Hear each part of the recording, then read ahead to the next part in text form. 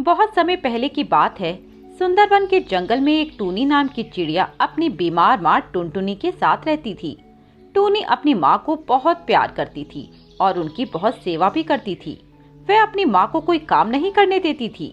एक दिन टूनी रसोई में खाना बना रही थी। तभी उसकी माँ टुनटुनी उसके पास आती है और उससे कहती है, अरे मेरी बच्ची, ला मैं खाना बना देती हूँ, नहीं तो तू स्कूल जाने के लिए लेट हो जाएगी। अरे माँ, आपके तो पैरों में बहुत तेज दर्द हो रहा था ना, फिर आप यहाँ क्यों आ गई? जाइए, आप थोड़ा आराम कीजिए, मैं काम कर लूँगी। मेरी बच्ची, अभी तू बहुत छोटी है ना, इसीलिए माँ के दर्द को नहीं समझ पाएगी। पर तू ये सब छोड़, ये मैं कर लूँगी। तू जाकर स्कूल के लिए तैयार हो जा। नहीं माँ, मैं आपको इस हालत में छोड़कर नहीं जा सकती। देख बेटा, ऐसे जिद नहीं करते। पर माँ, मेरे जाने के बाद आपका ख्याल कौन रखेगा? आपको किसी चीज की जरूरत हुई तो? अरे मेरी लाडो रानी, तू कब इतनी बड़ी और सयानी हो गई?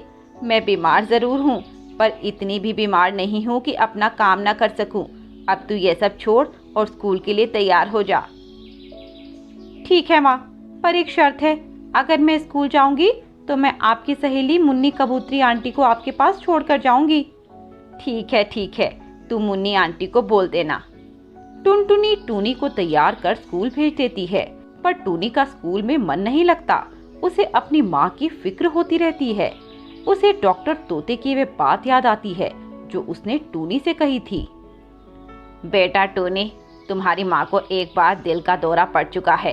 अब तुम्हें उनका बहुत ख्याल रखना होगा, क्योंकि अगर उन्हें फिर से दिल का दौरा पड़ा तो हम उन्हें खो देंगे।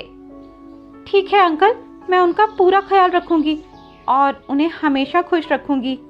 हाँ बेटा, यही एक तरीका है जिससे तुम अपनी माँ की जिंदगी बचा सकती हो। बाकी ये लो दवाई, यह तुम उन्हें समय समय पर खिलाती रहना। बेटा टूनी, तुम्हें भी बहुत हिम्मत रखनी होगी। हाँ अंकल, कोशिश करूंगी और माँ का ख्याल रखूंगी। चुन्नी तोतन टुन्नी को हिलाती है। क्या हुआ टूनी? टूनी? हाँ, क्या हुआ? टूनी, तू क्लास में कहाँ खो गई थी? टीचर मैम तुझे कब से बुला रही थी। क्या बताऊं चुन्नी, मैं बहुत टेंशन में हूँ। क्यों, क्या हुआ, मुझे बता। टुन्नी चुन्नी को पूरी कहानी सुनाती है। चुन्नी उसे हिम्मत बांधने को कहती है। टूनी, तू हिम्मत मत हार, आंटी ठीक हो जाएंगी। और तू ही जब ऐसे कमजोर हो जाएगी तो आंटी को कौन संभालेगा? तू सही कह रही है चुन्नी, पर डॉक्टर अंकल के लफ्ज मुझे भूलते नहीं हैं। मैं बार बार उसके बारे में सोचकर सहम जाती हूँ। तू तो जानती है ना, मेरी माँ के अलावा मेरा इस दुनिया में कोई नहीं है, कोई भी नहीं। देख टूनी, मेरे मामा श्यामपुर जंगल के बहुत बड़े कार्डियोलॉजिस्ट हैं। दूर दूर के मरीज उनके पास इलाज के लिए आते हैं, तो तू क्यों ना एक बार आंटी को उनके पास ले जाती। पर टूनी, उनकी फीस बहुत हाई है। अब जब ये ठान लिया है कि माँ को पहले जैसा करना है तो खर्चे से नहीं डरूंगी। मैं अपनी माँ को अच्छे से अच्छा इलाज करवाऊंगी और उन्हें बिल्कुल ठीक कर दूंगी। तू मुझे अपने मामा का एड्रेस दे दे। अभी तो मेरे पास नहीं है, मैं शाम को तेरे घर आऊंगी तो मामा जी का एड्रेस ले आऊंगी। छुट्टी हो जाती है। सभी पक्षी बच्चे अपने अपने घर चले जाते हैं। टूनी भी अपने घर आ जाती है। तभी मुन्नी आंटी उससे कहती है, बेटा चुन्नी, अच्छा हुआ तू आ गई। क्या हुआ आंटी, आप इतनी घबराई हुई क्यों हो? माँ ठीक तो है ना? नहीं टूनी, तेरी माँ ठीक नहीं है। तेरे जाने के बाद उन्हें उल्टियाँ ही उल्टियाँ हो रही थी। मैंने उन्हें डॉक्टर के पास ले जाना चाहा तो उन्होंने मना कर दिया। अब बेटी तू ही अपनी माँ को समझा। टूनी दौड़ते हुए अपनी माँ के कमरे में जाती है। टुनटुनी अपने बेड पर बीमार पड़ी थी। वो अभी भी उल्टियाँ किए जा रही थी। टूनी अपनी माँ की ये हालत देखकर बहुत डर जाती है। माँ, आप क्यों किसी की नहीं सुनती? जब आपको उल्टियाँ हो रही हैं तो मुन्नी आंटी के साथ दवाई लेने क्यों नहीं गई? बेटी टूनी, तू खामखा परेशान हो रही है। मैं ठीक हूँ, बस थोड़ी सी उल्टियाँ आ रही हैं। थोड़ी सी उल्टी माँ? आपको पता भी है आप कितनी कमजोर हो गई हैं। चलिए, अब मैं आपकी एक नहीं सुनूंगी, आप मेरे साथ डॉक्टर के पास चलिए। टूनी अपनी माँ को उठाती है, पर टुनटुनी से उठा भी नहीं जा रहा था। ठीक है, मैं डॉक्टर अंकल को लेकर आती हूँ। मुन्नी आंटी, आप माँ का ख्याल रखना। ठीक है बिटिया, तुम जाओ।